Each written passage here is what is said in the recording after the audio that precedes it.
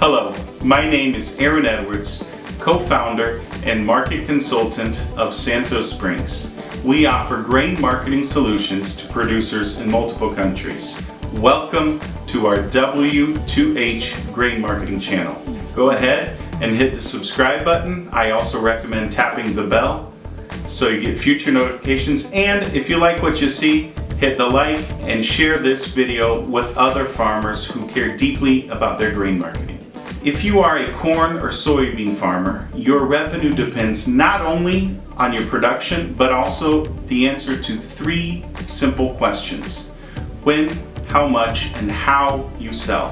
One W, when, two H's, how and how much. Our W2H mentorship provides a clear, concise, and custom approach to answering each one of these three questions for your specific farm throughout the year. Before we start this week's content, it's always important to remember that trading in futures products entails significant risk of loss, which must be understood prior to trading and may not be appropriate for all investors. This commentary and the information contained within should be considered market commentary and reflect the opinions of the author. For those of you watching this with a delay, if you are a U.S. corn or soybean farmer and want to stop being held hostage by market uncertainty, let us teach you how to place each one of your bushels in a grain marketing strategy specifically designed to optimize your farm's revenue. Click on the link and we'll work together to see if our W2H mentorship is the right next step for your grain marketing. This is Aaron Edwards, June 24, 2025. Last week of June, last week of the selling season, and report next Monday, June 30th. That'll be acreage is the big number, also quarterly stocks report, so that's something to look for. Before we jump into the analysis part, let's just go over some of the recommendations. The call to action, that bias towards action, is really important to what we do. So if you've been following along on the recommendations, we still have 20% of our quarter two soybeans. We're going to sell those. We're going to hedge the last 30% of our quarter three soybeans using the September, and we're going to sell 50% of new crop beans. That's the last half of new crop bean sales that we have to make. Also, clock's ticking, time's up. We have to exit our July positions. Don't necessarily have to exit them this week, but we're going to rip the Band-Aid off, exit all re-ownership positions in July 25 corn. And the clock's ticking for our quarter two corn bushels, so we're going to sell 90% of quarter two corn bushels. Now, I do want to go over the big story of this week. Let me close that out. The big story of this week, in my opinion, and really probably the last 2 weeks, is how the basis has offset the price action in the future. So we've got a little pop in beans, a little pop in wheat last week. Bean basis struggled the last 2 weeks. Corn, we know that's been kind of a dreadful, weighty market, but the basis has gone in the opposite direction. So let's jump into that. But before we start talking about the corn and the bean market, I wanted to take a quick look at wheat. I know some of you raise wheat. So here on the wheat market, as is the case many times when we get let me get a marker, where is it? Let's do red here, red, bam, there. As is the case many times when we have some type of war or geopolitical conflict or some headline of that sort, we get a pop in wheat. That's a very normal thing to happen. That happened before last week. If you would look at kind of boxing in a low to high price range, we had spent a whole lot of time in that range. That's how we came in. And then last Wednesday with headlines, we got a big pop up, actually put in the high on Thursday, and then we've had pressure downward. There can be the feeling, the one that got away, it's very hard to guess that type of high unless you have some order working, or it's very hard to do it. But here's the upshot, all right? So let's say that this market, this wheat market, really takes off and it really gets steam and it just goes berserk. and we have something up, over $6 on wheat.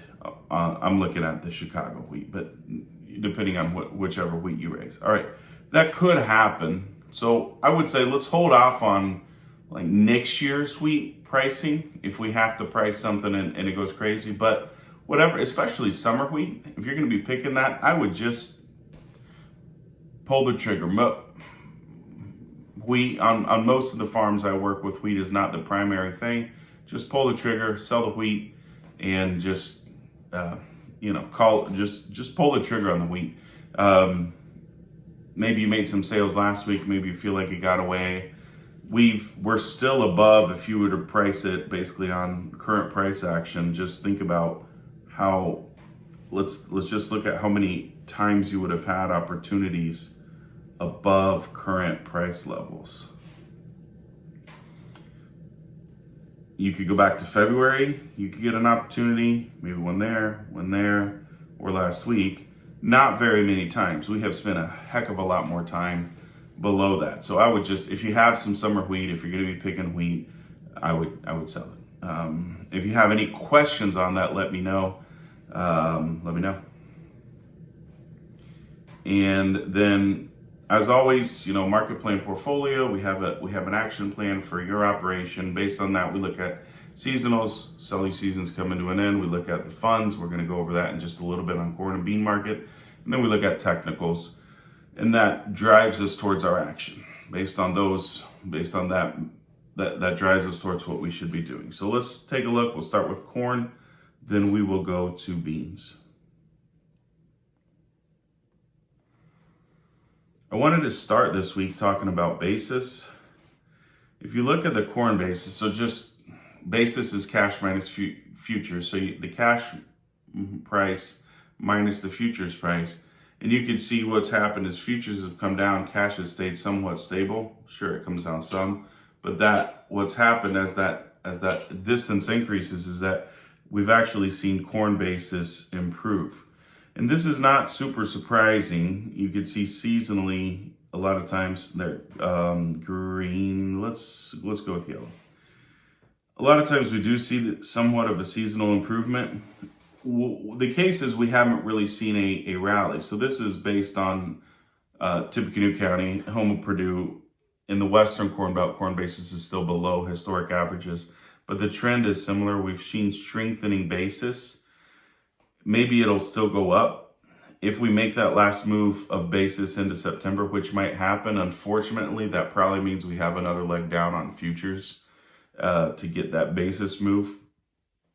But the point that I wanted to make was that we have seen stronger basis, but it's because of weaker futures. There's just a pessimism about the price of corn. This is the September contract. Pessimism about the price of corn globally. And so corn markets down in the dumps. We're actually below last year's harvest lows, down in the dumps. And, but you still need to buy corn. So cash markets are having to bid up a little bit on that. We're not far from full carry. We're not far from, just getting to a price level where farmers are saying, I can't make a living at this. It's how much farther can this corn market go down? We're already seeing basis improve.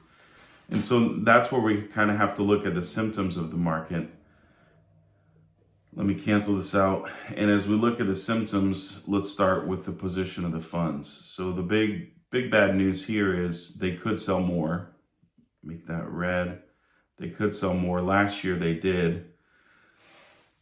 It's interesting, we're already at a price level that is similar to last year's harvest lows, but the spec funds haven't added as much selling pressure as they did last year. So it is very possible that they could continue selling and this year's harvest lows could be lower than last year. That's the bad news. And it's possible. I don't want to sugarcoat it. That being said, we have seen as they sell basis, improve. So, if you want to buy corn, you have to give a bid is kind of the situation. Now, what's the direction of it? And I did want to point out a little bit of what often happens when you see markets somewhat overcorrect. This is cash settled corn in Brazil. And down there, so this is in Brazilian currency, and this is corn in Brazil. But I wanted to show it because for me, this is a very real possibility of what our corn market could look like. What happened was here you had a big weather scare and then a huge sell-off. And then once it hit the bottom, which was right in here, it stopped falling. It looked like it might rally, but basically it's just chopped sideways within this box. So it hasn't really taken out the lows. It hasn't really given a rally. And why is that? Well, you just have harvest just getting started down there. They're picking corn, but harvest came and it didn't really add additional pressure. And that was back in, when was it? That was back in early May. So we're looking at probably 5 to 6 weeks of sideways markets. The reason I wanted to mention that was, as we look here at that September corn, as we look at our September corn, and we currently, as in the overnight trade, we got that down mark.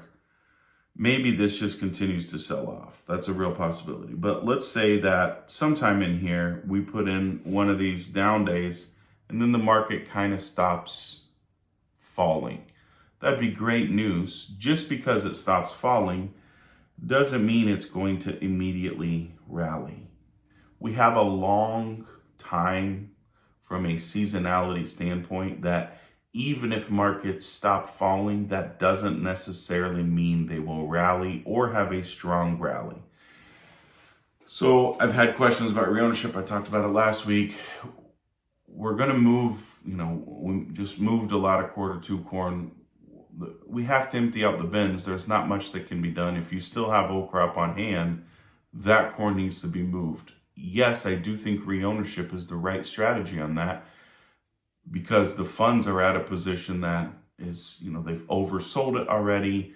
But I don't really think we need to be antsy or real aggressive on reownership, because I think there's a decent shot. Number one, maybe it hasn't stopped falling yet. Number two, there's a decent shot, even if we are bouncing against the lows, which, I hope so. It's been a dreadful market. That doesn't mean it's going to take off in a rally right now. Seasonally, we would have to go back. Last year, till late August, you was still kind of falling, right? So we just have a lot. We have to get through July. We probably have to get through August before we have a chance at any type of more sustained rally. And most years we have to get through September before we have a chance at a sustained rally. So that's 3 months away. We have a long road ahead of us. The focus, in my opinion, on old crop should be, let's look at the basis and let's move old crop corn when basis is good, and just put a placeholder in there that from a price level, we're going to have to establish some degree of reownership. That is the corn update. Let's talk about beans. Similar, I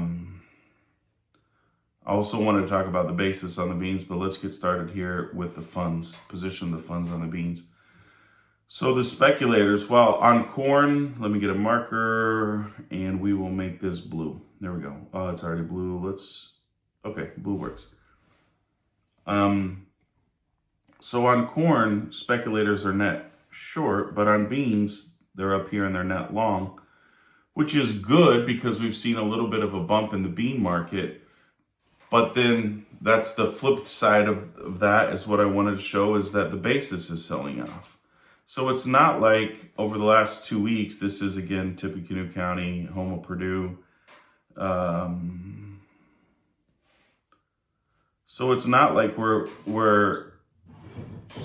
it's not like we have this long-term sustained strength in the bean market. We got a little bounce in beans. Speculators bought a little beans and boom, basis fell off. It's kind of the opposite of the corn. You know, speculators are pushing corn down, basis is rising. They're just, the basis and the futures are just compensating each other. If speculators push the price down, basis goes up a little. If they get excited and try to buy up beans, basis comes down. And that's the situation that we're seeing in these markets. These are not strong, bullish markets. These are markets that are finding whatever deal they can to get buyers to buy and sellers to sell. And there's plenty of grain out there. That's the characteristics of this. As we just look at the position of kind of where we're at, big picture, over the last couple of weeks, we've recommended sales, and that's kind of, you know, this was last week, and then, well, you count out 10 sessions, you know, two weeks ago, and here we're just wrapping it up. These aren't exciting price levels to sell at for a lot of farmers, but it's kind of the same thing. Are we going to get a runaway rally upwards? I kind of doubt it. We got a bump in beans and basis fell off. I think we just have to let the calendar move along. If we could stay sideways on beans, that would be great. My real concern is, as heavy as corn is, I think it's going to be hard for beans to keep the strength in the market. Wheat rallied up, fell right off. Beans up and off. Corn has just decided it wants to move lower. Hopefully it stopped, but no guarantee that it stopped. I think we just kind of have to weather the storm. So any old crop corn, we still have some. We're just going to focus on basis, have a placeholder for reownership. There's not much else that we can do on that. Now, long term, if we are going to have a little bit of silver lining on this, let me stop sharing this. The demand for corn is not necessarily bad news, in my opinion. So in the US, we have ethanol and we have exports. The big thing about the export business, right? So there is demand for corn. The question is, how much of that goes to Brazil or Argentina or Ukraine, and how much of that goes to the US? We're going to have a lot of corn in the US. That is the expectation. We have low prices. But the old adage of low prices cure low prices, in Brazil, there is significant increased demand, and this will probably continue for, I think, years. But as more and more acres go into production, the cattle that was on those degraded pastures, it needs a home. So what do? Well, you put more of it on corn feed, basically, right? So as you have less pasture land for grazing because you have more row crop land, which has been a major trend in Brazil, most of the new areas are just recovering degraded pastures, you have naturally more demand for corn.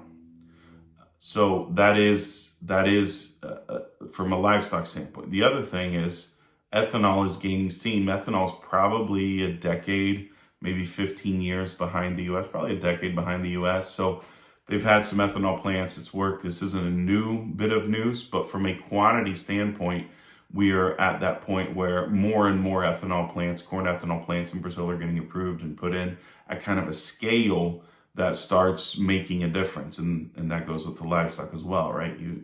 You have more demand for DDGs and everything else.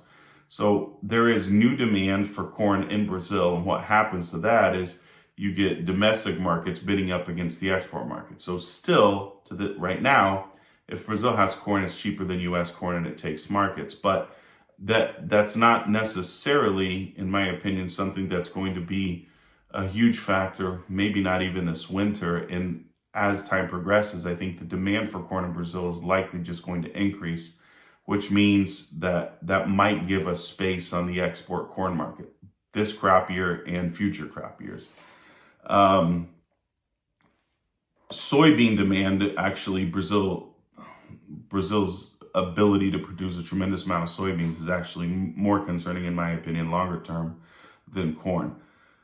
But we have to weather a storm. So how much demand can we actually produce on these low prices? Let's say prices stay pressured for several more weeks or several more months. Will this add enough demand to give us hopeful markets coming into the winter or, eventually? And yeah, typically low prices cure low prices, but we probably have a long rocky road ahead of us before we get there. Let's wrap up the summary for this week. Let me share the screen, and there we go.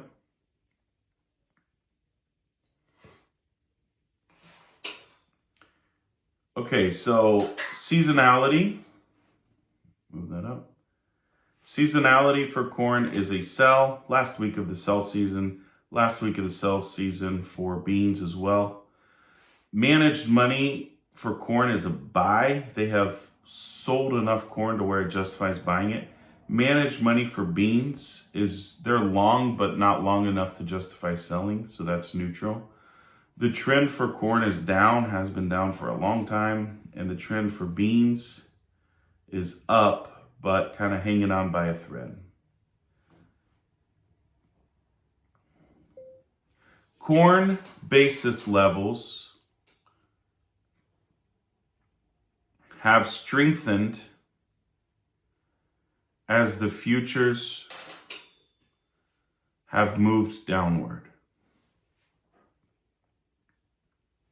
Soybean basis levels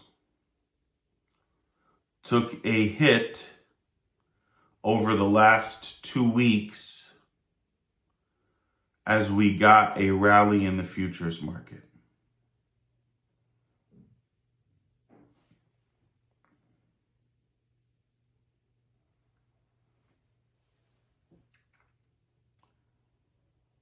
Having basis levels move in the opposite direction of futures pricing seems to indicate that the futures market has somewhat exaggerated short-term moves. In the case of beans,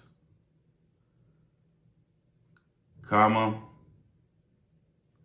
market moved up too fast. In the case of corn, it moved down too much.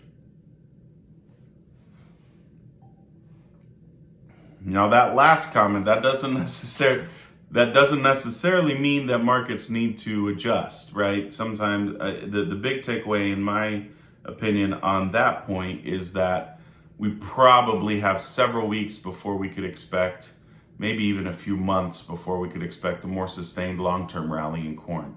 It's probably going to be hard pressed before we get that. In beans, if we could chop sideways, I would think that's really good news. I'm afraid that beans are gonna be pressured to the downward side.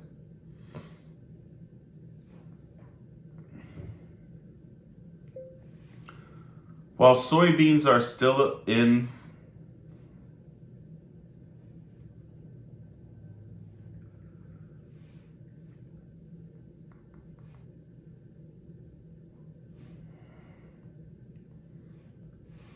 an uptrend,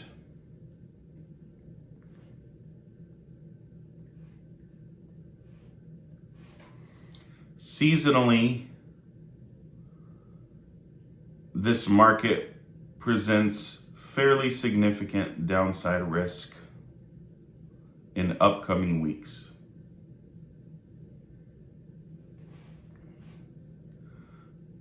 The corn market continues pressured and is looking for a bottom. Unfortunately, there is little evidence that we are currently at the lows of the corn market.